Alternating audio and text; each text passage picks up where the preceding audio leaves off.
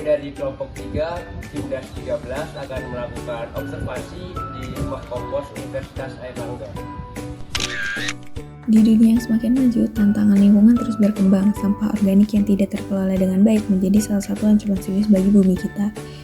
Setiap hari, jutaan ton limbah organik menumpuk di tempat pembuangan akhir, menghasilkan gas metan yang mempercepat pemanasan global. Namun, di balik krisis ini, ada solusi sederhana yang dapat kita lakukan, yaitu kompos.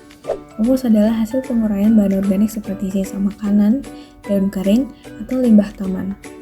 Berikut adalah beberapa pengertian kompos menurut para ahli.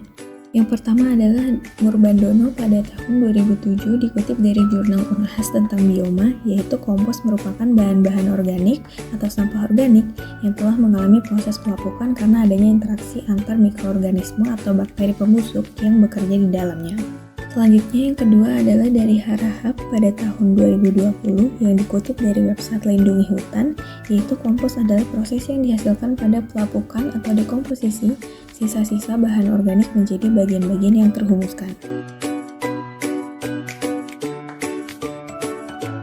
Baik, di sini kami akan mewawancarai Bapak Ilham. sebagai Saya dari Direktorat Logistik Keamanan Ketertiban dan Lingkungan. Di sini kami akan bertanya mengenai latar belakang berdirinya pengelolaan rumah kompos ini apa? Oke. Kenapa rumah kompos itu di UNER ada sampai sekarang itu karena UNER lagi itu beberapa lingkungan yang kebetulan kan sebenarnya. Dan adanya rumah pengolahan ini bukan hanya kompos itu juga ada sebagai jembatan untuk memenuhi beberapa kriteria di lingkungan tersebut. Salah satunya alasannya seperti itu. Baik, terima kasih. Lalu ada nggak kendala-kendala saat pembuatan kompos ini? Sejauh ini kendala teknisnya nggak ada, cuma kalau kendala supply yang masuk sejauh ini itu sih masalahnya. Jadi rumah kompos yang di tempat sekarang adalah rumah kompos pindahan dari rumah kompos yang lama. Gitu. Rumah kompos yang lama di parkiran yang sebelahnya parkir tingkat.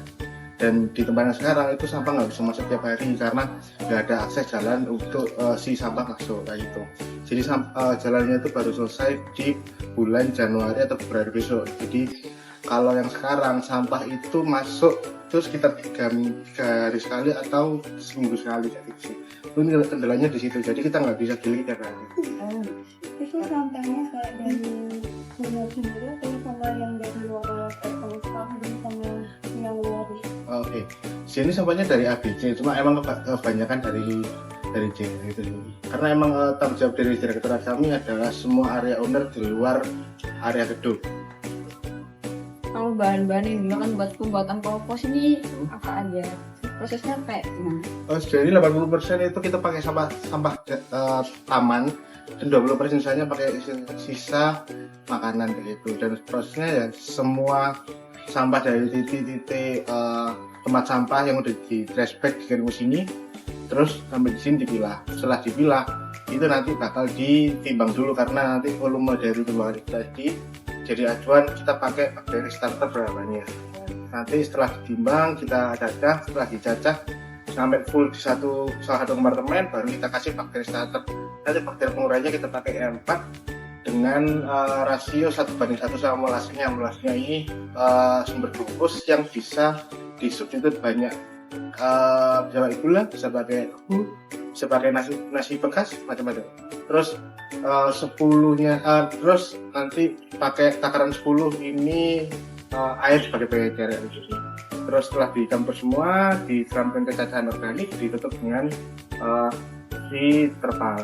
Nantinya kita tunggu selama sebulan, tapi nanti per minggunya kita bakal buka lagi karena kalau ditutup itu nanti ada proses anaerobik. Sedangkan anaerobik proses itu pasti ada set produk ya, maka sama si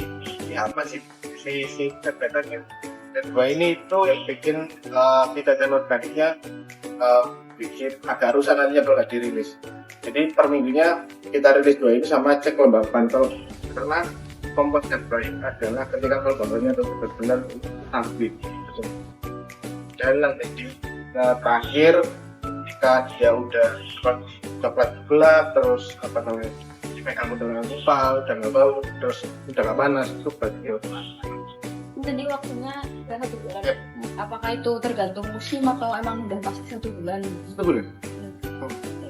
Lalu Apa kompos bakalan didistribusikan ke kampus saja atau bisa keluar kampus?